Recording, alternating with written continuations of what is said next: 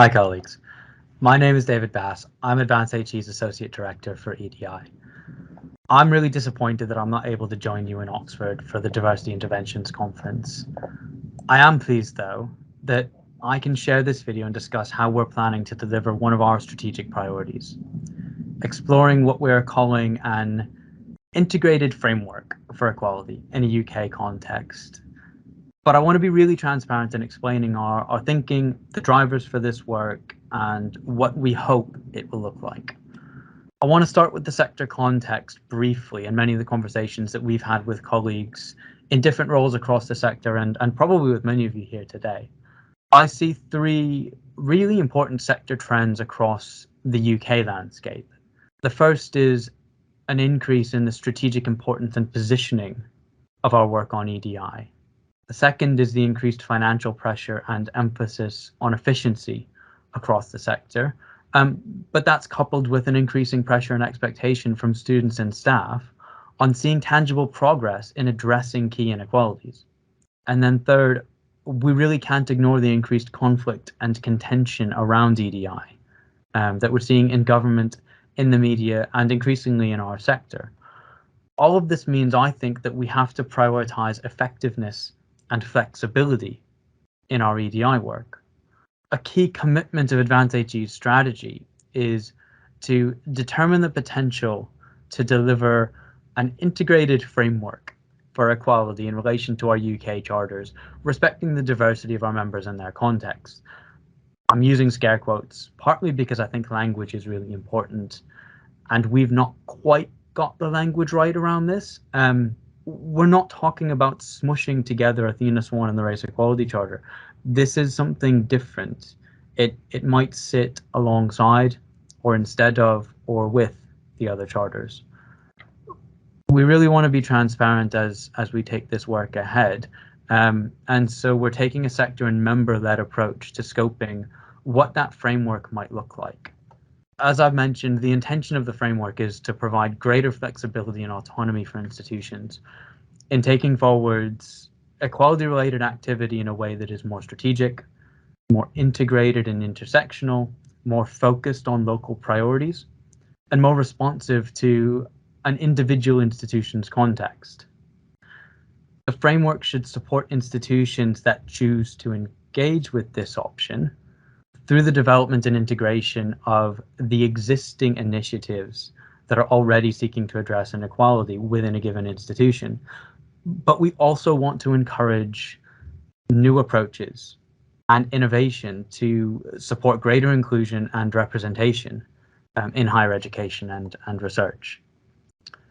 The project and scoping activity is the next phase, and it's going to include work to really understand what's already happening to integrate equality charters in the strategic positioning of EDI within institutions, and understand how institutions are already bringing together different aspects of EDI work at that whole organizational level.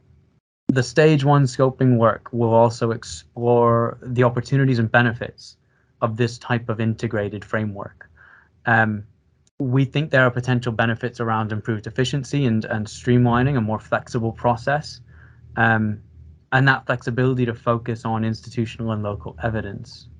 I think the opportunity to expand our charter's processes in a flexible way to bring rigor and potentially address other priorities such as disability, sexual orientation, mental health, or socioeconomic status is also a significant priority, as is the improved coordination between our charters and other schemes and awards that work in related areas such as Juno, the Workplace Equality Index, Disability Confidence, and really support institutions to integrate and align related activities. We're also keen that we can extend the opportunity of this framework to a wider group of institutions working in higher education, such as colleges. And then there are potential risks here. And I think while we're doing the scoping work, while we're at this early phase, is absolutely the right time to be clear-eyed and open about what those risks are.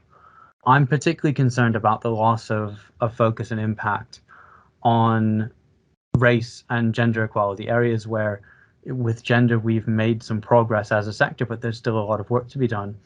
With race, we are just getting to that stage now where we have the potential to make significant progress, and we don't want to undermine or undercut that in any significant way. There's a potential for reduced impact from lower levels of resourcing.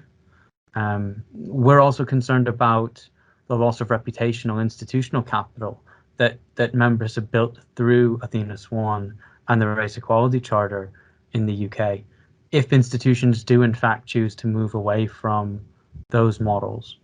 And then I think any scheme that supports integration and alignment, there's a risk of duplicating some of the other awards or schemes that focus on aspects of EDI, and that would absolutely be counterproductive here. So the project is starting in the next month, and we're really not prejudging the outcome of this scoping work. This is about the next step in strategic flexibility and autonomy for institutions in relation to EDI. If your data and evidence, your inequalities are really focused around race, racial harassment, the awarding gap, underrepresentation of Black women in senior roles, then REC probably still makes a lot of sense. But another institution might have a strategic priority around disability or want to look at poverty alongside protected characteristics. And we don't currently support that. I think we have an obligation as Advance HE to explore a framework that might support that wider, more flexible, and more inclusive approach. We're really keen to hear your thoughts and feedback to understand what work on integrating EDI activity at an organizational level is already happening that we can point to as good practice. Where can we learn from international practice and other charters, other sectors? You know, we've got a lot of colleagues here today that have done some really excellent work, and we haven't always been the best at sharing that practice amongst ourselves. That's one of the real opportunities of this conference. And then what opportunities and risks do you foresee as we start to scope this project in the UK? My colleagues are hopefully on hand to capture your feedback and facilitate a discussion. But this will be just one of the many opportunities that we have to have this conversation. Thank you.